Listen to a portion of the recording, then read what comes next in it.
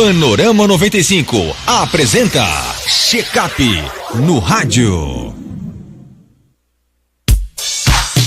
Check-up no rádio, hoje com o médico cardiologista Dr. Wander Weyden. Seja bem-vindo aqui ao nosso Panorama 95. Dr. Wander, bom dia. Bom dia, Marcos. Bom dia a todos os nossos queridos ouvintes do Panorama 95. Nosso tema de hoje é medicamentos antihipertensivos. Temos que ter cuidados com relação aos medicamentos? Certamente sim, Marcos. Antes de falar sobre os cuidados que nós precisamos ter com o uso dos medicamentos, eu queria trazer primeiro um breve resumo sobre os 4 principais grupos de medicamentos que são usados na atualidade no tratamento da hipertensão arterial, que é uma doença que acomete cerca de 1/3 da população adulta, no Brasil e no mundo. Esses números são reproduzidos aqui no nosso país, bem como no mundo inteiro.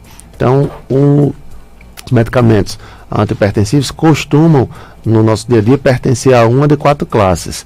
Eles não se restringem apenas a esses 4 grupos, mas eles são os grupos mais estudados, nos quais os pacientes apresentam os maiores benefícios.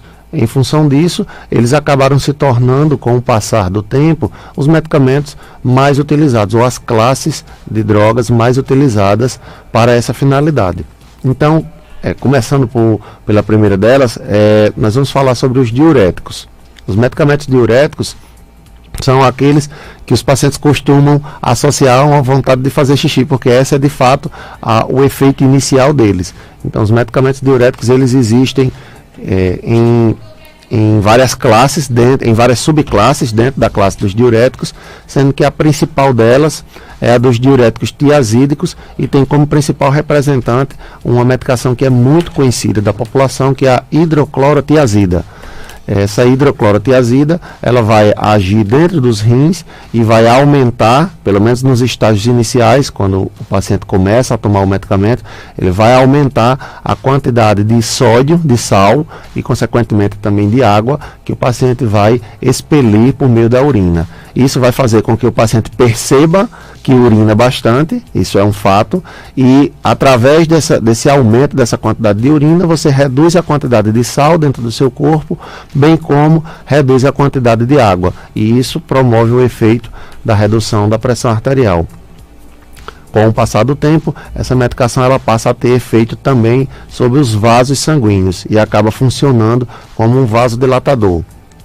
Os vasodilatadores respondem por outras classes de drogas antihipertensivas, de medicamentos antihipertensivos, como, por exemplo, os inibidores da enzima conversora de angiotensina. É um grupo específico que tem como os principais representantes o captopril e o enalapril. Essas medicações, uma curiosidade, Marcos, é que o captopril ele foi descoberto mais de 60 anos atrás a partir do veneno de cobra, de jararaca, daqui do Brasil. Então, prova, mais uma vez, que aquele ditado ele é válido, de que a diferença entre a dose, entre o veneno e o remédio, o veneno que mata e o remédio que salva é apenas a dose. O captopril ele é um extrato, ele foi extraído a partir de um grupo de substâncias que estão presentes no veneno da jararaca. E hoje em dia é utilizado como uma das principais medicações para controle da pressão arterial. O grupo das medicações das quais fazem parte o captopril e o enalapril, que é o grupo dos inibidores da ECA, que a gente chama, da enzima conversora de angiotensina, eles também têm efeito no rim. Eles vão lá, agem no rim, fazendo com que não só no rim e nos vasos, fazendo que haja uma inibição dessa enzima específica que faz com que não seja produzida no nosso corpo a angiotensina 2, que é uma das potentes substâncias dentro do nosso corpo que fazem com que os nossos vasos se apertem, se contraiam. E esse aperto e essa contração é que leva a um aumento da pressão arterial. Como existe esse bloqueio dessa substância, então os vasos eles relaxam, por isso eles recebem esse nome de vasodilatadores e em função disso você tem uma redução da pressão arterial. Seguindo esse mesmo grupo, existem outras medicações como os bloqueadores dos receptores de angiotensina. Eles não impedem a formação da angiotensina, mas eles impedem a ação dessa substância.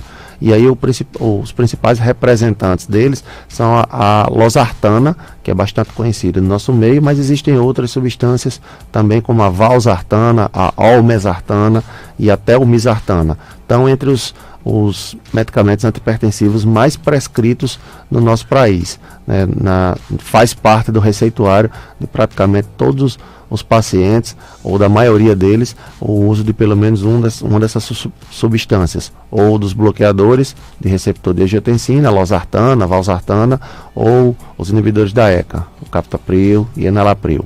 E nós temos ainda um quarto grupo, que é o grupo dos bloqueadores de canais de cálcio, que são substâncias que agem bloqueando especificamente a ação do cálcio na parede das artérias, e a ação desse cálcio também é de contrair. Quando eles acabam bloqueando essa ação, eles fazem com que o vaso relaxe, e esse relaxamento dos vasos acaba melhorando, reduzindo os níveis de pressão. E os principais representantes deles são o nifedipino e amlodipino, são os mais comumente utilizados no nosso meio, mas existem outros também, como nicardipino, levanlodipino, zanidipino, que também são utilizados. São muitas medicações e que têm efeitos parecidos. Às vezes a gente aproveita, por exemplo, um benefício de uma medicação em relação à outra, geralmente em função ou de um desconforto que o paciente tem ao utilizar uma primeira medicação, ou, para dar um exemplo para vocês, o captopril, ele costuma ser utilizado, ele deveria ser utilizado devido ao seu tempo de ação, que é muito curto. Ele deveria ser utilizado para um bom controle da pressão, sendo utilizado apenas como monoterapia, apenas o captopril. Ele deveria ser utilizado 3 vezes ao dia, 3 ou 4 vezes ao dia, porque o tempo de ação dele é muito curto. E aí isso faz com que a indústria farmacêutica comece a pesquisar outras substâncias que sejam capazes de fazer o mesmo efeito do captopril, entretanto, com uma comodidade e um conforto maior, de você utilizar apenas 2 ou até mesmo uma vez ao dia, como é o caso de outras substâncias, como o enalapril e o ramipril. Então isso faz com que a indústria farmacêutica, na verdade, ela esteja buscando a todo momento medicações que tenham menos efeitos colaterais e que tenham mais comodidade para o paciente, porque faz parte, inclusive, da aderência terapêutica, da adesão terapêutica ao paciente, você tem uma menor quantidade de medicações. Imagina você ter que tomar 3 comprimidos, lembrar todos os dias de 3 horários que vai ter que tomar um remédio pelo resto da vida. Então isso acaba, com o passar do tempo, desgastando essa relação sua com os seus remédios, e faz com que algumas vezes os pacientes abandonem o tratamento, ou então até mesmo deixem ele de lado. Então, esses são os principais grupos de medicações, e com relação aos cuidados e à atenção que se deve ter em relação a esses medicamentos. Então a gente tem alguns cuidados que são gerais, são genéricos. Primeiro, o cuidado de você tentar seguir à risca o máximo possível. É óbvio que isso não deve ser uma coisa que vem a lhe trazer mais preocupação do que benefício, mas você deve ter um certo cuidado de tomar essa medicação nos horários, do modo que foi recomendado pelo seu médico. Então, se o médico diz que é para tomar de manhã, então você procura um determinado horário da manhã e veja se é possível você fazer essa tomada. Se o médico diz que é para tomar 2 vezes ao dia, você tem que se esforçar para lembrar, sempre de manhã, geralmente de manhã e de noite. Então, se esforçar para lembrar nesses 2 horários, para estar sempre tomando. Evitar de esquecer a medicação. Hoje todo mundo tem um celular, dá para configurar no celular um despertadorzinho para tocar de manhãzinha, se for uma vez, ou de manhã e de noite, se for 2 vezes, para poder se lembrar da medicação. E é importante, por exemplo, também seguir a risca. Se o médico manda você tomar um medicamento de 8 em 8 horas, seguir realmente esse intervalo? Sim, sim. Para a maioria das medicações, essa recomendação ela tem relação com o efeito do medicamento. O medicamento ele costuma durar um tempo específico no nosso corpo, porque sendo uma substância externa, o nosso corpo involuntariamente ele se prepara para eliminar essa substância. Então, depois de algum tempo já não haverá mais o remédio dentro do nosso corpo. Tem alguns remédios que duram pouco dentro do nosso organismo. E em função disso, para que você mantenha o efeito, é preciso que você tome o remédio 2, 3 ou 4 vezes ao dia. No caso dele ser de 8 em 8 horas, seria 3 vezes ao dia. Então seria manhã, tarde e noite, aproximadamente. Então, quando o médico prescreve de 8 em 8 horas, é recomendado que você faça o uso dessa medicação nessa posologia de 3 vezes ao dia, para que o remédio para que você não passe um período do dia sem o efeito do remédio. Isso é ruim, por exemplo, no caso dessas medicações antihipertensivas, porque pode ser que tenha um período do dia que a sua pressão suba. Se o médico passa 3 vezes ao dia e você acaba tomando só 2, então pode ser que em um determinado momento do dia a sua pressão volte a subir e você só fique protegido durante uma parte do dia. Ok, tem pergunta aqui chegando, doutor Wander. Eu tomo hidroclorotiazida e não faço xixi com frequência. Por que será? Mas minha pressão é boa. Isso. Esse efeito é exatamente aquele que a gente tinha falado no início. A hidroclorotiazida, ela promove um aumento da diurese nas primeiras 2 semanas de tratamento. Então o paciente pode perceber um aumento da quantidade de urina nas primeiras semanas de tratamento, e após esse período alguns pacientes entram no estado de equilíbrio, como a gente chama. O corpo ele se adapta à presença constante dessa substância, e a hidroclorotiazida passa a não ter mais o efeito diurético que já tinha no começo. Isso é uma resposta de alguns pacientes. E aí, devido a isso, o remédio está perdendo efeito? Não. Uma das provas disso é ela que está dizendo aí que toma o medicamento todos os dias e a pressão é bem controlada. Porque a partir da 2ª semana de tratamento contínuo com a hidroclorotiazida, o efeito do medicamento passa a ser de vasodilatador. Ele vai se assemelhar àqueles outros grupos que a gente já havia citado aqui. Ele vai relaxar a parede dos vasos e assim ele consegue obter o benefício da redução da pressão arterial. Pergunta aqui da série Mito ou Verdade. O nosso ouvinte quer saber o seguinte: medicamento de pressão pode causar impotência? Existe, é verdade, existe, não é mito não. Não existe uma correlação exata ou como é que eu vou dizer? Não existe uma correlação certa definida de que se eu começar a tomar um remédio de pressão, obrigatoriamente eu terei impotência. Isso não é fato. Isso se restringe a alguns grupos de pacientes e especialmente quando usam alguns grupos de medicações. A principal das medicações que causam isso, que hoje em dia nem são utilizados mais como terapia de primeira linha, quer dizer que a gente falou aqui de 4 grupos de medicamentos, esses medicamentos que mais causam impotência, eles não são mais utilizados hoje como primeira escolha, que são os beta-bloqueadores. São geralmente os medicamentos que terminam com LOL, propanolol, atenolol, metoprolol, que é o Celozoc, nebivolol, que é Nebilete, embora esse último ele produza uma quantidade bem menor de tem uns nomes bem interessantes. Tem uns nomes bem curiosos. Não nos filhos não. Não. E aí essas medicações, especialmente o propanolol e o atenolol, eles causam de fato, existe um relato de que chega a 20%, 30%, por exemplo, dos pacientes que apresentam impotência devido ao uso deles. Com relação ao uso dessas outras medicações que a gente falou aqui, o captopril, o enalapril, o losartana, isso pode acontecer, mas é bem mais raro e percentuais bem menores, 1% ou menos dos pacientes que apresentam isso.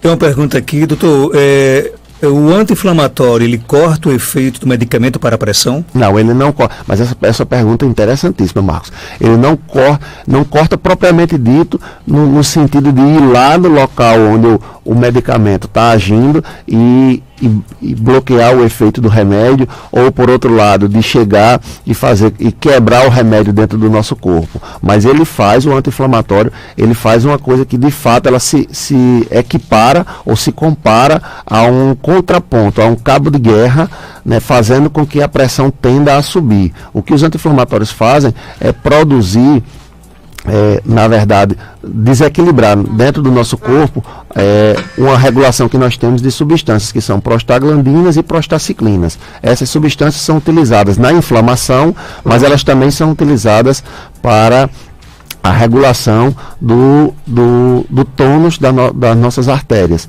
Então, quando você usa um anti-inflamatório, você tem um efeito benéfico, que é o de regular essas substâncias que agem na inflamação, mas você acaba adquirindo junto com elas uma tendência de aumento da pressão arterial. Então, você vai é como se você tivesse um cabo de guerra em locais diferentes, por motivos diferentes. O anti-inflamatório fica puxando o seu corpo para aumentar a pressão, enquanto o medicamento antipertensivo fica puxando o seu corpo para baixar a pressão e existe esse cabo de guerra entre elas. Aqui no Facebook, nossa ouvinte Maria de Fátima pergunta: doutor, eu fiz o exame do CK. Sim. E o normal, segundo ela, é até 155, dela deu 264.